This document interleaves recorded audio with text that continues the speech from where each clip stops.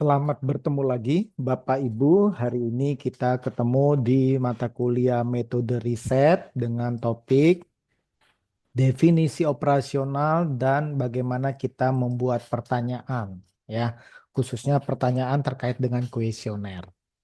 Nah, setelah mengikuti materi ini, Bapak Ibu diharapkan dapat yang pertama menjelaskan bagaimana mengukur variabel penelitian, yang kedua bagaimana membuat desain pertanyaan untuk mengukur variabel tersebut. Nah, kita mulai dengan definisi operasional. Ya, ini sangat penting Bapak Ibu karena ini akan menjadi cara kita untuk mendapatkan informasi dan mengukur variabel-variabel yang akan kita gunakan dalam penelitian. Nah, kita mulai terlebih dahulu instrumen pengukuran. Nah, measurement instrument itu berisi daftar pertanyaan yang berurutan, dibuat dengan menggunakan berbagai pilihan skala, lengkap dengan pendahuluan, transisi bagian, instruksi, dan kesimpulan. Nah, instrumen pengukuran itu apa? Definisinya apa?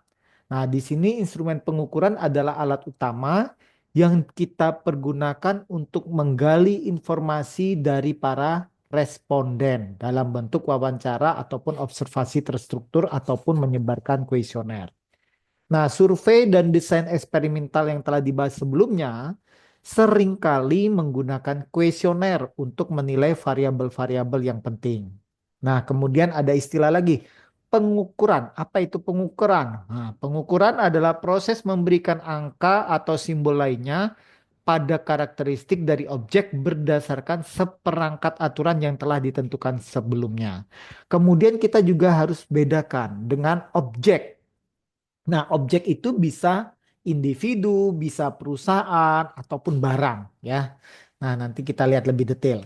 Contoh dari karakteristik objek itu meliputi kecenderungan misalnya untuk mencari kesenangan, kemudian motivasi untuk mencapai prestasi, kemudian pengalaman belanjanya, misalnya sebulan terakhir ini berapa kali dia belanja dan seterusnya.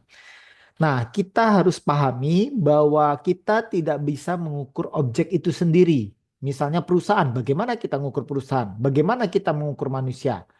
Nah, yang kita bisa ukur adalah karakteristik atau atribut yang dimiliki oleh objek tersebut. Contoh, kita mengukur tinggi seseorang. Tinggi itu adalah atribut, orang itu adalah objek. Berat gajah. Berat itu adalah atribut, gajah itu adalah objek. Kenyamanan belanja wanita. Berarti kenyamanan belanja itu atribut, wanita itu adalah objek. Kualitas layanan restoran. Kualitas layanannya itu adalah atribut, restoran itu adalah objek. Jadi untuk melakukan pengukuran kita perlu objek, kita perlu atribut, dan satu lagi penilai. Nah, penilai itu siapa? Individu yang memiliki pengetahuan dan keterampilan untuk menilai dalam tanda petik kualitas sesuatu yang kita ukur. Nah, seringkali objek dan penilai adalah orang yang sama. Misal, jika kita mengukur kenyamanan belanja bagi wanita, maka atributnya belanja, kenyamanan berbelanja, objeknya adalah wanita. Dan kita bisa meminta objek tersebut, baik karyawan maupun wanita, untuk memberikan informasi. Karyawan bisa melihat bagaimana kepuasan pelanggan wanitanya. Wanita yang berbelanja itu juga bisa menjawab pertanyaan terkait dengan kenyamanan berbelanja di suatu toko tersebut. Ya. Nah, atribut itu ada yang bisa diukur secara fisik, namun ada pula yang sifatnya abstrak dan subjektif. Ya, contoh kita ingin melihat motivasi berprestasi, tentu tidak bisa kita lihat kasat mata, tidak bisa kita ukur, ya. Kepuasan belanja juga tidak bisa kita ukur pakai meteran kan ya. Jadi kita harus melihat atribut-atributnya. Nah, dengan demikian ada dua jenis variabel. Yang pertama dapat diukur secara objektif menggunakan meteran, timbangan, dan sebagainya. Yang kedua lebih sulit dan dipahami dan tidak cocok untuk pengukurannya tepat karena sifatnya yang memang tidak konkret dan subjektif. Nah, Salah satu tekniknya adalah mereduksi konsep atau ide abstrak menjadi perilaku karakteristik yang dapat diamati. Misal, rasa haus itu merupakan konsep yang tidak terlihat. Nah, kita dapat mengamati bagaimana rasa haus itu sendiri. Nah, reaksi yang diharapkan dari seseorang yang merasa haus adalah mengkonsumsi minuman dengan banyak sekali, ya. Jadi beberapa orang mengklaim bahwa mereka harus, kita dapat mengukur tingkat kehausan mereka dengan menilai jumlah cairan yang mereka konsumsi. Nah, kemudian proses menguraikan konsep yang tidak terukur, yang tidak konkret agar bisa diukur secara praktis disebut mengoperasionalisasi konsep. Nah, mengoperasionalisasi konsep itu biasanya nanti Bapak Ibu harus masukkan di bab 3. Nah, operasionalisasi dilakukan dengan menganalisis dimensi tingkah laku, elemen atau karakteristik yang diwakili oleh konsep tersebut.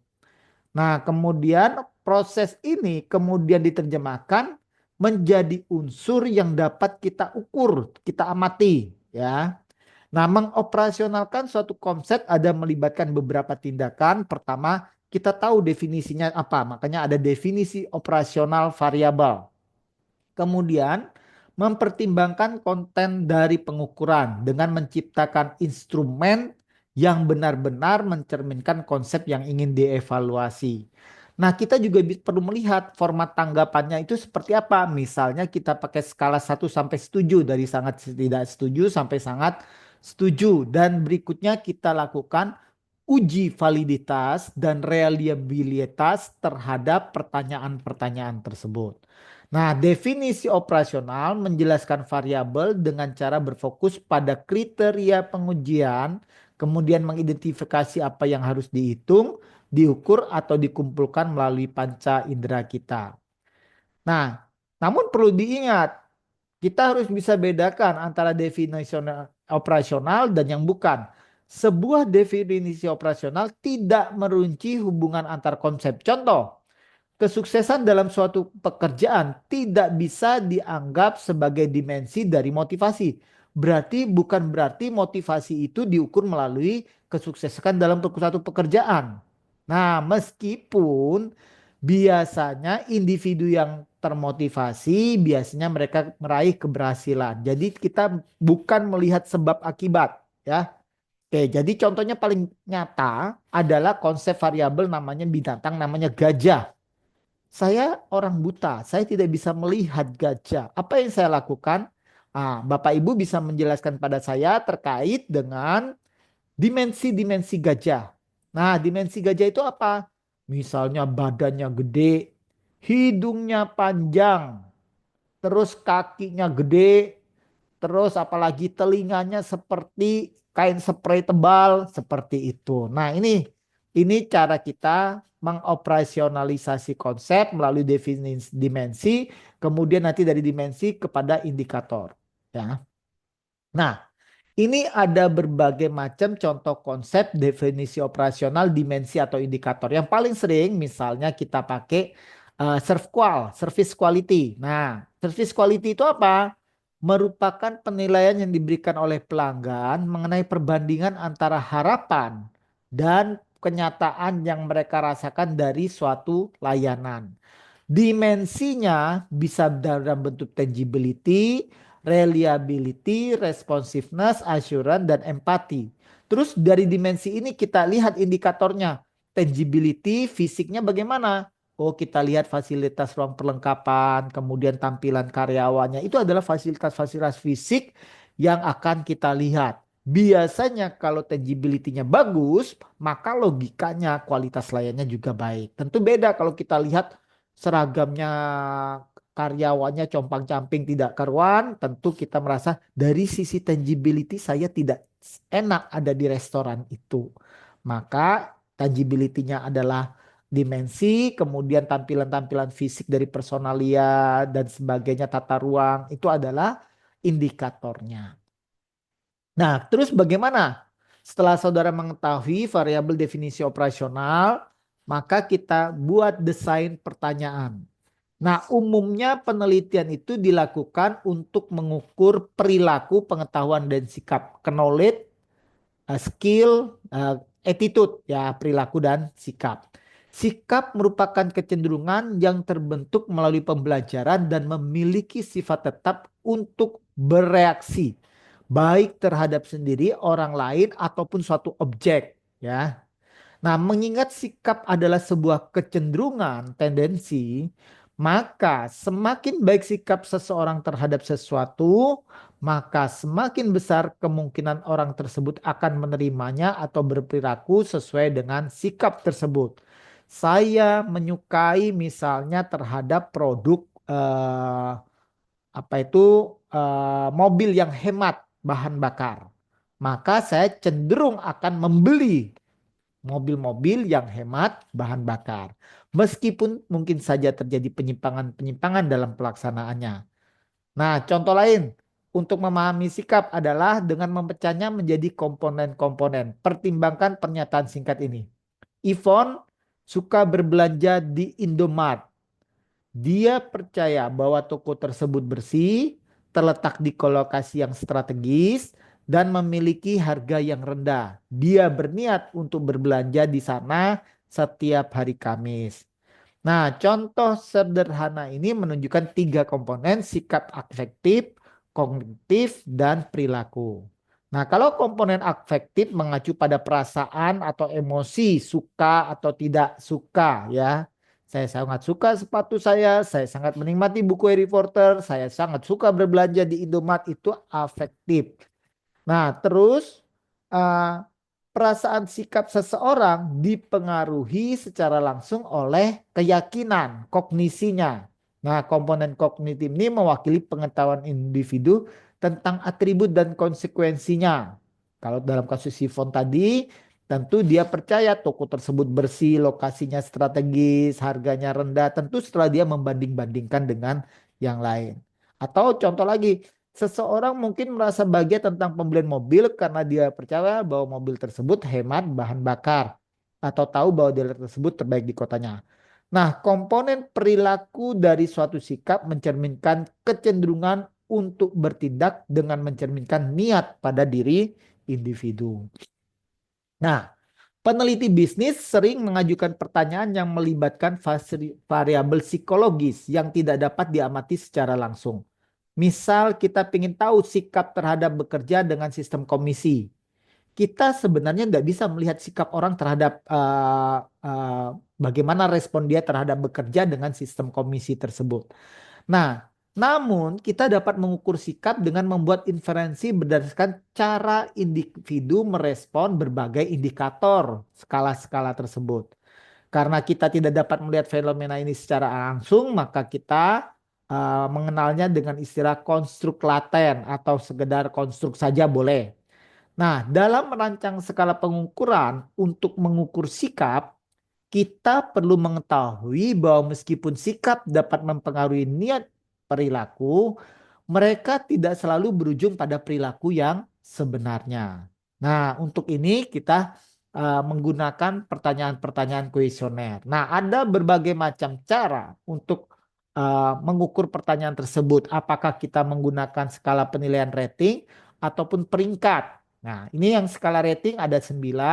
Sementara yang peringkat, yang skala ranking, peringkat ada 3 yang akan kita jelaskan. Kita lihat satu persatu di halaman berikutnya. Nah, yang warna merah ini adalah mewakili skala-skala rating, biru skala peringkat. Nah, dikotomus. Nah, kalau dikotomus ini secara paling sederhana. Jadi kita tanya orang setuju apa tidak. Nah, selesai. Orang misalnya presiden seharusnya bersifat netral dalam pemilu. Setuju apa tidak? Jawabannya setuju, ya sudah centang setuju. Atau dengan kategori scale. Nah, di sini memperluas kategori respon sehingga memberi fleksibilitas lebih baik bagi responden dalam melakukan penilaian. Jadi tidak hanya dua pernyataan yes or no seperti itu. Contoh, seberapa sering Anda tidak sependapat dengan pasangan tentang berapa banyak yang harus dibelanjakan untuk liburan? Tidak pernah sependapat, jarang tidak sependapat, kadang-kadang tidak sependapat, sering tidak sependapat, dan sering kali tidak sependapat. Nah, ini yang mungkin terjadi. Ini namanya kategori scale. Dia memperluas dari sekedar setuju atau tidak setuju. Nah, kemudian juga kita bisa menggunakan semantik. Ya, di sini kita membuat skala penilaian dengan membandingkan dua ekstrim berbeda. Contoh modern sama kuno. Nanti penilaiannya bisa rentang skornya dari 7, 1 sampai 7 ya, atau min 3 sampai 3 plus seperti itu. Nah, berikutnya adalah skala numerik. Ya, di sini berbeda dengan skala angka pada 5 atau 7 titik dengan kata sifat yang saling berlawanan di ujungnya. Skala numerik itu memiliki kepemilikan dengan semantik diferensial, namun kata sifat saling berlawanan di ujungnya. Skala ini kerap diperlakukan sebagai skala interval, meskipun secara resmi adalah skala ordinal. Contohnya apa? Seberapa puas Anda tidak seberapa puas Anda dengan layanan front office. Nah, sangat tidak puas sampai sangat puas. Seberapa efektif kerjasama dalam tim karyawan PT Vivo dari sangat tidak efektif menjadi sangat efektif. Nah, berikutnya adalah skala Likert. Nah, dikemukakan oleh Rensis Likert. Nah, di sini pertanyaan-pertanyaan dalam skala ini bersandar pada skala penilaian yang dapat dijumlahkan, summated rating scale namanya. Terdiri dari pertanyaan yang mengekspresikan pandangan positif atau negatif terhadap suatu proyek. Misal, peserta diminta untuk menunjukkan setuju atau tidak setuju terhadap setiap pernyataan. Setiap jawaban diberikan angka tertentu untuk menunjukkan seberapa kuat sikapnya. Dan angka-angka ini bisa dijumlahkan untuk merangkum pandangan keseluruhan. Nah, terjadi perdebatan apakah skala Likert itu skala ordinal atau interval. Nah, namun biasanya skala Likert dianggap sebagai skala interval metrik. Bapak Ibu masih ingat, skala non metrik ada dua, nominal ordinal, sementara skala metrik interval dan rasio. Ada konsekuensinya nggak? Ada. Skala metrik bisa menggunakan perhitungan matematika rata-rata. Sementara kalau skala nominal ordinal tidak boleh rata-rata tetapi menggunakan median atau modus, nilai yang paling sering muncul atau nilai tengah saja ya. Nah, ini contoh skala Likert 1 sampai 5 dari sangat tidak setuju menjadi sangat setuju. Nah, kemudian bisa juga kita menggunakan constant sum rating scale dengan membagi sejumlah poin tetap di antara beberapa atribut yang sesuai dengan pentingnya atau bobot relatifnya. Nah, ini misalnya kita membuat pertanyaan, bagilah 100 poin di antara merek-merek berikut sesuai dengan preferensi Anda untuk masing-masing merek.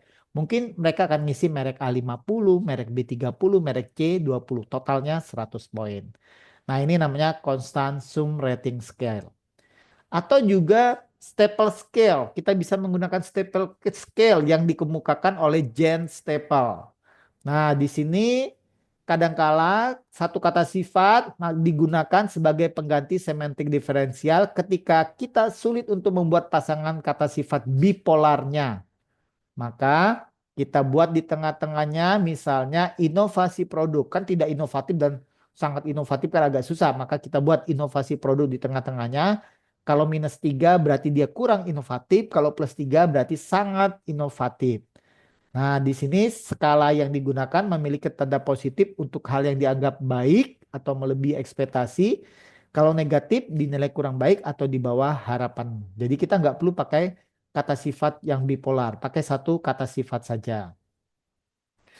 Terus kita bisa buat graphic rating scale. Nah, di sini kita menyajikan dalam bentuk continuous grafis. Nah, ini contohnya yang mukanya sedih, yang satu mukanya tersenyum. Kalau tersenyum itu artinya puas. Nah, umumnya nilai seorang responden dihitung dengan menghitung panjang dalam milimeter dari satu sisi kontinum grafis sampai ke titik yang dipilih oleh responden. Dari sini sampai ke sini ini berapa? Kalau dia mencentang di sini kan berarti cenderung puas. Nah, itu berapa milimeter? Nah, banyak peneliti percaya bahwa penilaian dengan cara ini memperkuat asumsi bahwa skala penilaian grafis di sini adalah skala interval. Nah, sebagai alternatif, peneliti dapat membagi baris ke dalam kategori skor yang telah ditentukan sebelumnya. Nah, ini kalau buat kategori skornya ya. Nah, dengan kata lain, skala penilaian grafis memiliki keuntungan karena memungkinkan peneliti untuk memilih interval apapun yang diinginkan untuk tujuan penelitian. Kemudian kita pindah ke dari ini tadi, coba kita lihat tadi. Nah, dari rating kita pindah ke ranking. Nah, dari penilaian kita pindah ke peringkat. Nah, kita lihat yang peringkat. Nah, di sini peserta diminta untuk memilih satu yang dianggap sebagai yang terbaik atau yang paling disukai. Contoh, kita bisa pakai pair comparison. Nah, di sini perbandingan antara dua hal, peserta bisa menyatakan pendapatnya dengan tegas dalam memilih antara dua item atau karakteristik tersebut.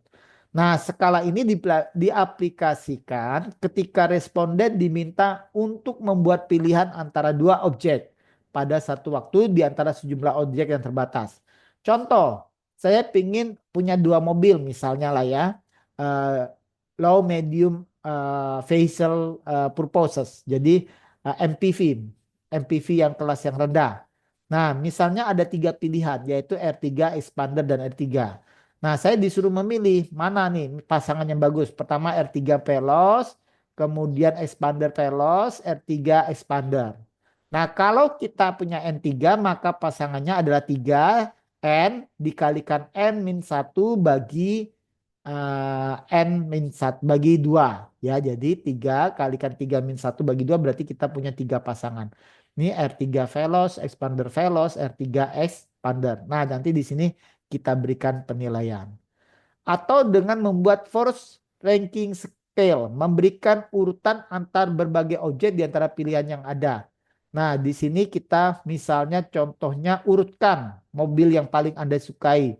Misalnya Veloz, Expander, E3, Xenia, Stargazer. Nah, silakan urutkan.